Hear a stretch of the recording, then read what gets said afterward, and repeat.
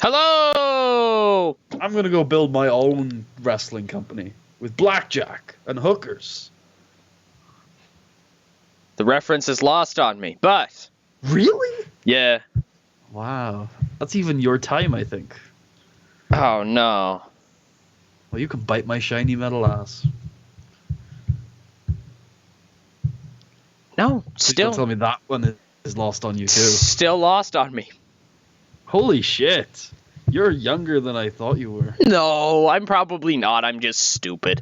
Anyways, I mean, the show folks. started airing in, like, 05, so it wouldn't surprise me that much. Giant metal ass.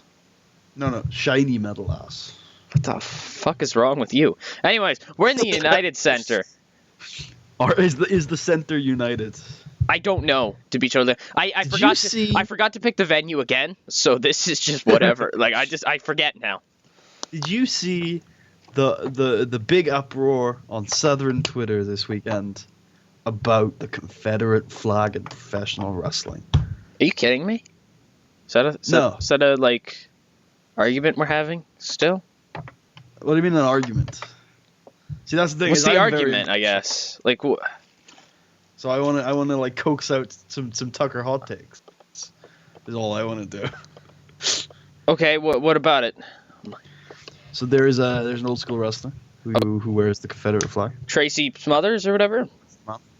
Yeah, I know that Smothers doing it. Yeah. He's a heel. Okay. Is that okay?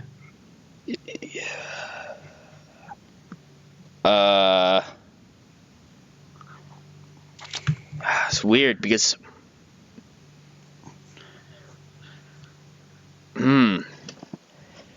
Thought-provoking questions. We don't look. You guys answer us in the comments. It's so weird because I'm so open to being controversial, but this is like a.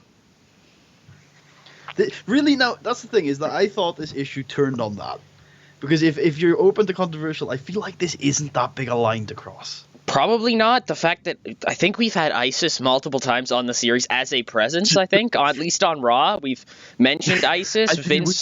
We've got ISIS teasers tonight. Yeah, Vince might be in cahoots with ISIS. They're supplying the guns. Back in the WCW series, we defo employed El Nazi. Yes, El Nazi was there. Which, for those of you who aren't multilingual, translates to the Nazi. Ooh. Fancy. What is that, French? Spanish, actually. Oh, strange. Right. Never would have guessed. Should we run Raw? Should we run Raw? So we open up Raw with Adrian Neville. Break Orbit, yeah. He's the United States champion. I should have had him turning in this, but fuck it. I like to think Neville's got a new like techno remix of his theme, where in the middle of every break orbit we have like an oh or a yeah. Yeah. Break orbit, oh. Break orbit, yeah. And Neville says,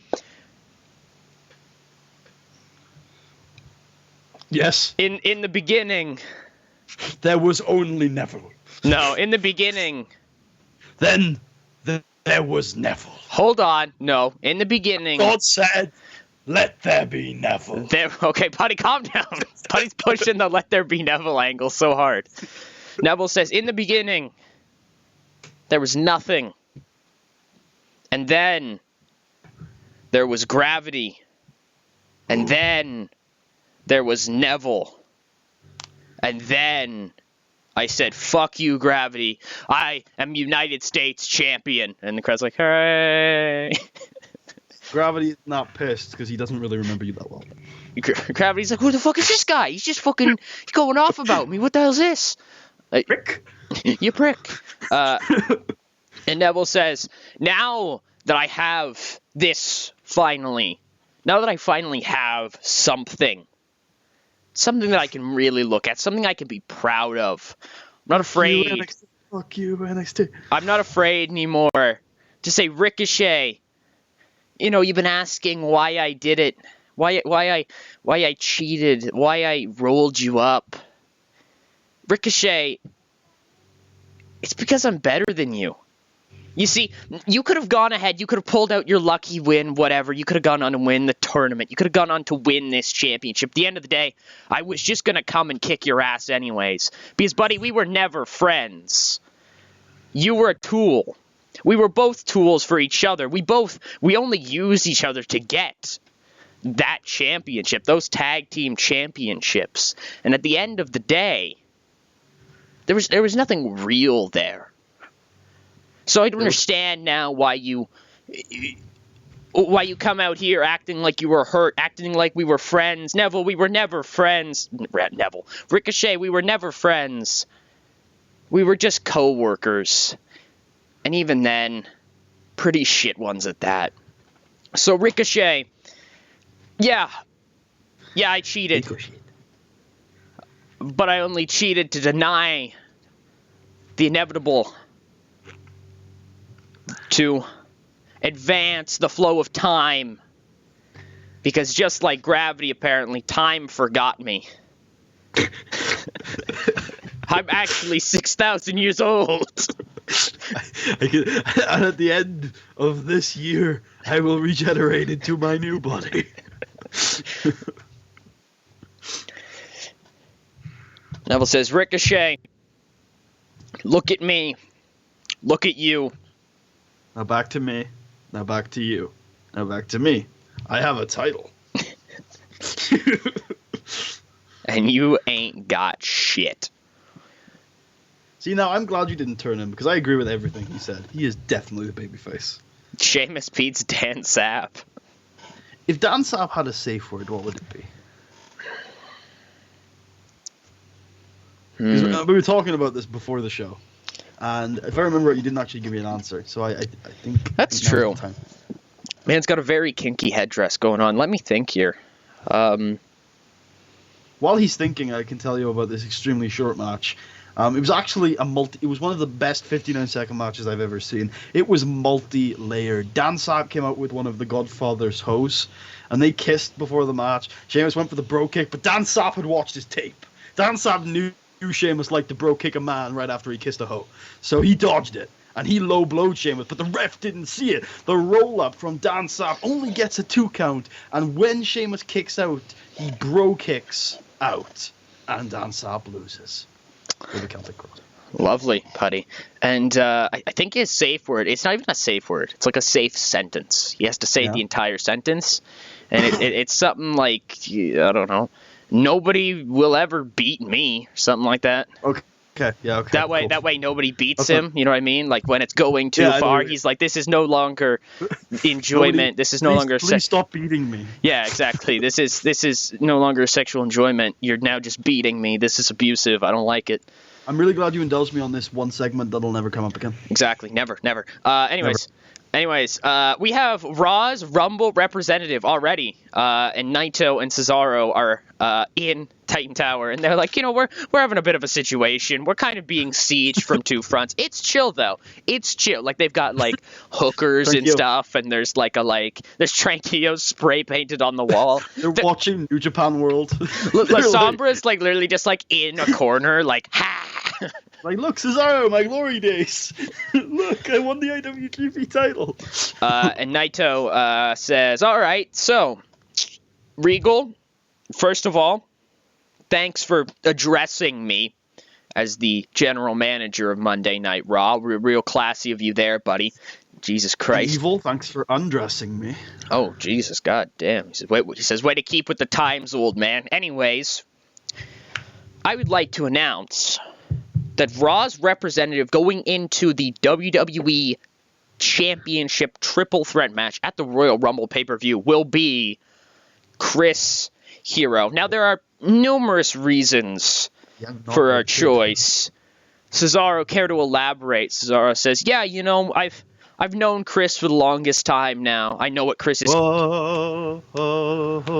For the longest time. I know what Chris is capable of. I felt it firsthand. But, Chris, you are going to be the captain of the Survivor Series team for Raw. And you were taken out of that situation in order to take on Stone Cold Steve Austin in a match that you did indeed win. So, when one opportunity goes away, another one comes. And you capitalized on the opportunity, and thus you're getting another one. We would also like to announce that tonight in the main event of Monday Night Raw, we will be in action. Los Ingobernables de America. I don't even remember anymore at this point. Fuck it. You know what? I run the company. I don't care anymore. Me and Cesaro. Oh, wait, I just came up with an awesome new name since they own Titan Towers. Los Ingobernables Worldwide. Los Ingobernables de Connecticut. Yeah, they've bought a Denny's. They're just running Denny's now. just next to Titan Towers. And they say, so yeah, we're going to be in action tonight, and we're going to take on Chris Hero. And Chris, it's going to be a partner of your choosing. You're going to team up and take on us. A little bit of a showcase match for not only the World Heavyweight Champion, but also for you. Thank you, everyone. We hope you enjoy the rest of the night. They have like a White House style audience of paid viewers that just clap enthusiastically afterwards. It's just a whole bunch of Ingobernables members, past and present. No foreshadowing there, folks. Anyways, as we move forward, the crew wants a match. So Apollo, Jimmy, and Carl say, Bray, Luke, we know Eric got hurt last week. So we want an opportunity. Bray, you think you're so good. You think you're so great. All right? You've lost the guy you won the belts with. It's only you and Luke now. And you know what? I'm pretty confident my boys Jimmy and Carl can take you guys. So we want a match for those titles tonight. Tonight. Does show how far Apollo has come when he's not in the tag team of the stable. He's the boss. He's the big boss now.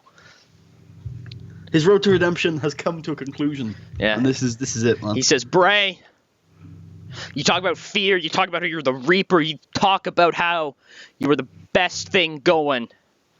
Fuck up, fat boy. Apollo. My God, I know. Apollo, no. Apollo, don't be a WWE babyface. That's not coming. That's very true. No, Apollo, no. And we head into a match as Rich Swann defeats Connor with a Rich Kick. Can you handle this? Very much so. Very, very impressive showing for Rich Swann. Still kind of, fighting for some TV time here amongst the big boys. Isn't this his debut? No, this is his third match. Okay. So meanwhile, in a local bar, oh shit, Seth Rollins is just sitting pounding at the down bar. The shots. Yeah, just fuck it. Fuck it. And Dean Ambrose walks in. Ambrose sits next to Rollins, and the two kind of acknowledge each other, and not in a weird way, in a way we haven't seen for a really long time. And both of them just at the lowest. Yeah, and Dean says, fancy seeing. Exactly, fancy seeing you here, architect. And Seth's this is what happens when you lose your title. You lose to a near 50-year-old. You get eliminated in 4 minutes, 2 minutes, 1 minute. I don't even know how long anymore. I haven't been sober since Survivor Series. It's literally been 2 whole weeks. I have not. Holy shit, they let you onto a plane? Or is this a local bar back where we hosted Survivor Series in the Alamo Dome? He's still in Texas. This is a local bar. This is a local bar. Meanwhile, a local bar. It's so it's open for the audience interpretation. Exactly. Where are they? Are they in another plane of existence? Are they?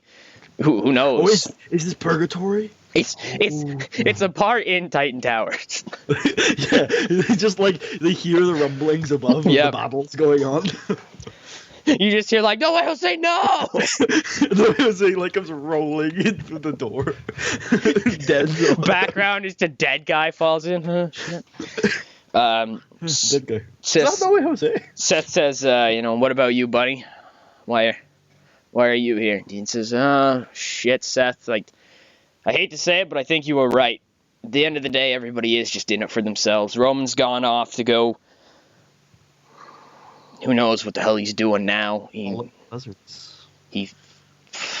ditched me to join the Wyatts because at the end of the day, apparently the Wyatts were stronger than I was. He did lose to a television once that one time, Dean. The Wyatts got you beat on that one. And so Seth says, pretty shitty, eh? Yeah. And then Seth says, fuck it, you know what? Drinks on me, Dean. Get whatever the hell you want. And as we slowly pan out in a sitcom style, the two of them drink their sorrows away. Sometimes you wanna go where everybody knows your name. Exactly. Dolph Ziggler has a match against Big E. Is Big E in big trouble? No, he's not. You know who will be in big trouble? Fred Yeah's opponent this week on Tuesday Night SmackDown. Tune in tomorrow. Oh my God, he's really getting the plugs in now. And Dolph Ziggler says that Big E is a minority, and that means he's gonna lose. Got to keep with racist Dolph Ziggler, folks. And Dolph Ziggler's prediction is actually wrong. Oh, it is. Shit, no, never mind. It's right. Never mind. Oh, man. This was a very fun sprint. I don't even know what I'm doing. Dolph Ziggler does indeed defeat Big E by pinfall with the super kick following interference from Braun Strowman. So Strowman just gets up on the side and punches Big E in the face. Big E's like, oh, I'm dead. Oh, no. He's like reverse choke slam. Shit. Wait, reverse choke slam into a super kick. That's violent. That's very lit. It's very lit. It's very on fleek. And so we go. It must have been payback for what Big E did to Braun a couple weeks ago, not allowing him to murder Kofi Kingston. Anyways, we go backstage with Bray Wyatt and Luke Harper. And Bray says, "So, you boys feeling a little bit confident, huh? By not showing you enough what happens when you mess with the Wyatt family? Have I not shown this entire company what happens when you mess with the Wyatt family? Apollo, I'm willing to put a bullet in your head, but you've already done it first. You've got 6 minutes, boys. 6 minutes? What? You've got 6 minutes, boys." And then Luke Harper just kind of leans in and is like, "Run? Is that my line? Run." Duh! Duh! As we go, and it's conveniently 6 minutes, this angle. Holy shit. As we're back in Titan Towers as Stephanie McMahon, Chris Hero, Austin Aries, Dalton Castle, and Pastor William Beaver are taking on Bushi, and Bushi with his LMG is trying to gun down them, but they keep running around doing flippy shit. And it's this long ordeal. It's about 4 minutes where, they keep trying to figure out a way to, take down Bushi, but at every corner they're stopped. There's one point where the pastor sneaks up behind Bushi, but Bushi turns around and kicks him into a wall and then stomps on him a couple times. Doesn't shoot him though for convenient plot reasons. And Bushi keeps shooting his LMG, and then he runs out of bullets. And Bushi tosses aside the LMG and pulls out a katana. And Bushi proceeds to chase after the members of McMahon's 11, at least this half of it, in a very Scooby-Doo-esque fashion, where they all, run around Benny Hill-style chase, however you want to put it. And then eventually, Bushi is distracted when all of a sudden a peacock attacks him, and it allows Chris Hero to hit him with a death by elbow. And then the peacock goes around the corner, and it was Dalton Castle, and Bushi is left on the ground. Bushi? And then Austin Aries brainbusters him and kills him. Bushi senpai! Austin Aries has killed Bushi, folks. Bushi-san! In the most frustrating angle for Putty in history, Austin Aries has literally killed Bushi. Bushi-san! As we go back to the arena, and holy shit, it's Roman Reigns! Roman Reigns comes out with Bray Wyatt with the straps, and they kill Carl Deal and Jimmy Uso. And the match ends with, oh man, you know what? Give us a second, folks. I've got to grab something. It's this. They do this right here. That's the finish right there. Perfectly timed even. Bray hits Sister Abigail, points at the one who isn't being pinned. I guess it's... Oh, shit. What the hell? God damn. Yeah, it's Carl. And Look. Oh, be careful. It's showing personal information like your name. Oh no! Kayfabe's Ruth. No. Yeah, Carl Deal What twisted his happened knee. to MC McDavid Dizzle? Oh no, kayfabe. Yeah, Carl Deal twisted his knee. I'm pretty upset about that. But the Y family defend their titles. Dean Malenko is very calm about this whole situation. And post-match, Luke Harper comes down, and the three Wyatt family members, the three living Wyatt family members, Eric Rowan is dead for the time being. We're going to resurrect him, though. Don't worry. Everybody else in the series, he's just there, dying off. Yep. Yeah, and they destroy the Apollo crew. Apollo tries to come out and help his boys, but then Rowan spears him and ejaculates on him. But then... Wait, no. Tell me the Wyatt noise turns to ooh. Just an elongated version of it's like it's auto-tuned. It's like ooh. Believe that. Believe that. Believe that. I don't even know their theme at this point, so you know what? I'm just gonna say the conventional one, not the pavilion one. Yeah. Are you talking about the Apollo crew theme? Because it's totally the Benny Hill theme. Okay, first of all, that's amazing. But no, because as the Wyatt family is destroying the Apollo crew. Oh, crap, I can grab it. I can grab it on my phone. Where's my phone? No, just stall. Go. Stall button. Just go. Stop it. Just press the next segment button. It's not worth it. We got so much shit this episode. Bullet Club. For Ammo Club. For the week only. And Matt Jackson, Nick Jackson, and Finn Balor run down the ring, stare the Wyatts in the face, and right in Bray's face, Finn, not a real gun. It's the handgun, just like you see right there. Not a real handgun. It is a gun made of the man's hand. He looks Bray right in the eyes, points the gun, not the real gun, at his face, and does blam, and then... No, I feel like this entire segment was like kind of a reset, because first of all, you acted like these three haven't been together for like the last year, and second of all, you're like, guys, it's not a real gun. That would be silly, even though Balor's been running around. No, because Putty, the real guns happen later. Oh, okay. Because Balor decided to be a little bit more moderate for this one. Fine, how about this, okay? Balor pulls out an actual pistol, shoots Bray, but then Bray, like, the lights go out, the lights goes out, and Bray's gone, and, like, he didn't get shot. It's like, what? And then he's behind them, and it's like, holy shit, and then... It's holding corpses of Bushi and No Way Jose, and they're being resurrected as Wyatt members. No Wyatt Jose. That's terrible. I'm not... No more of that. No Wyatt Jose. And then Wyatt in all caps. Wyatt. And so, yeah, we have a stare down between these six men. As we eliminate Chamber.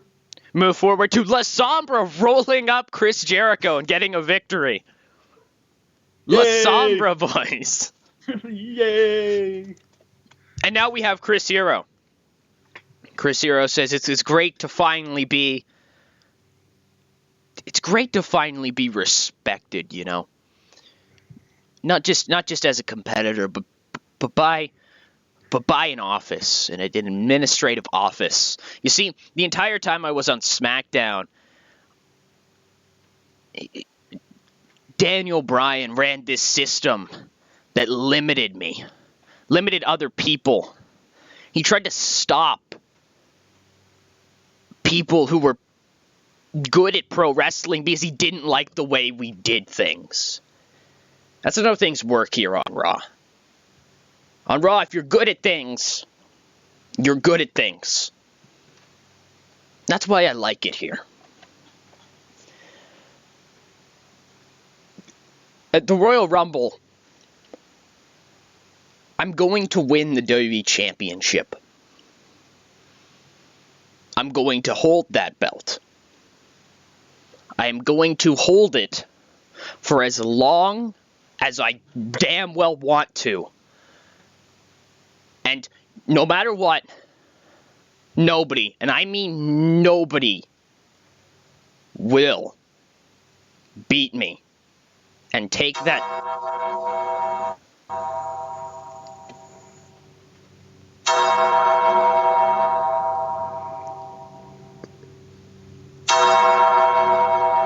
We have not seen The Undertaker since WrestleMania.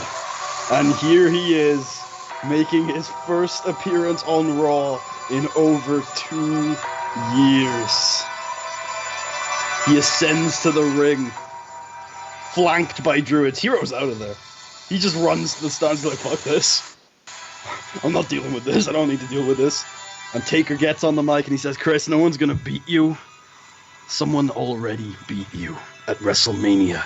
But I tell you what, you took me within an inch of my life at WrestleMania. And I have spent 9 months recovering. Not many people do that, Chris. And it still burns within me. And I have spent the last 9 months empowering, recovering. And I am in the greatest position I have been in my life. I don't doubt that you're going to win the WWE Championship. But I have one reign left in me. So I am here tonight to officially announce that I will be in the Royal Rumble. I will win the Royal Rumble, and at WrestleMania 34, it won't be the same story as last year. Because Chris, you'll be the one spending 9 months in the hospital, and you will rest in peace.